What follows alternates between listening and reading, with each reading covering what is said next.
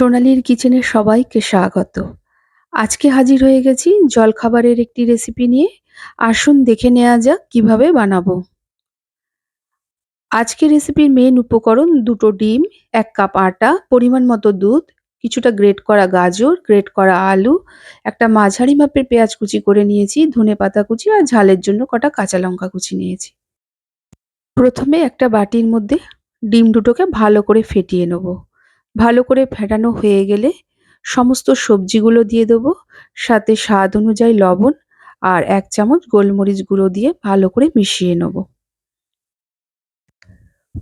পুরনো বন্ধুরা আমার পাশেই আছেন, যারা আমার নতুন বন্ধু তাদের কাছে অনুরোধ রইল, আমার রেসিপিগুলো যদি ভালো লেগে থাকে প্লিজ আমার চ্যানেলটিকে সাবস্ক্রাইব করবেন আর পাশে থাকা বেল আইকনটি অবশ্যই প্রেস করবেন।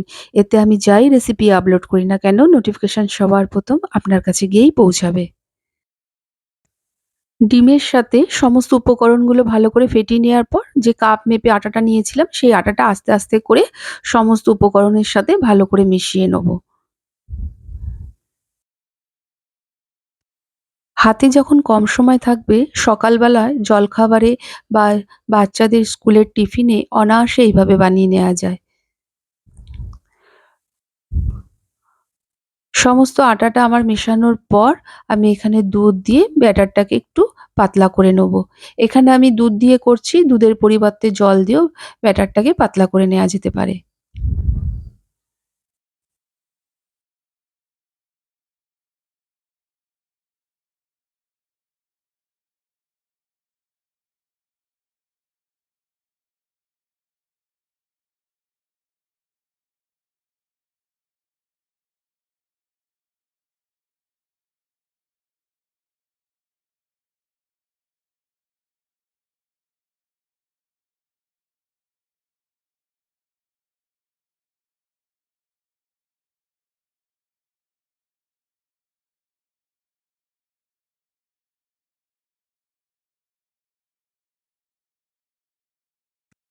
দেখুন ব্যাটারের ঘনত্বটা ঠিক এরকমই হবে। খুব পাতলা না আবার খুব ঘনও না। একটা ফ্রাইং প্যানে ১ চামচ সাদা তেল দিয়ে দিলাম। এই ১ চামচ তেল দিয়েই সমস্ত পরোটাগুলোকে ভেজে নেব। তেলটা চারিদিকে ছড়িয়ে দিলাম। এরপর তেলটা গরম হলে গ্যাসের ফ্লেমটিকে মিডিয়ামে রেখে ব্যাটারটা একটা হাতা দিয়ে চারিদিকে ছড়িয়ে দেবো।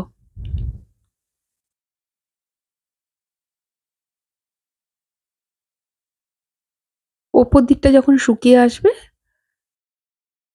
আরেকটা দিক উল্টিয়ে দেবো। দুপাশ যখন লালচে করে ভাজা হয়ে যাবে একটি পাত্রে তুলে রাখবো।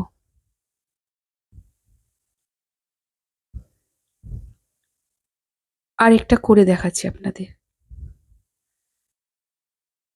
১ হাতা ব্যাটার দিয়ে দিলাম, তারপর হাতার সাহায্যে চারিদিকটা একটু ছড়িয়ে দিলাম। যেই ওপর দিকটা শুকিয়ে আসবে আবার উল্টিয়ে দেবো। দুপাশ যখন লালচে করে ভাজা হয়ে যাবে একটি পাত্রে তুলে রেখে দেবো। বাকি সবগুলো ঠিক একইভাবে ভেজে নেব।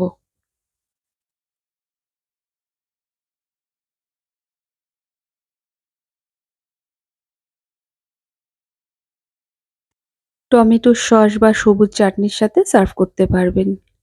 বাড়িতে একবার হলেও এইভাবে বানিয়ে ট্রাই করবেন।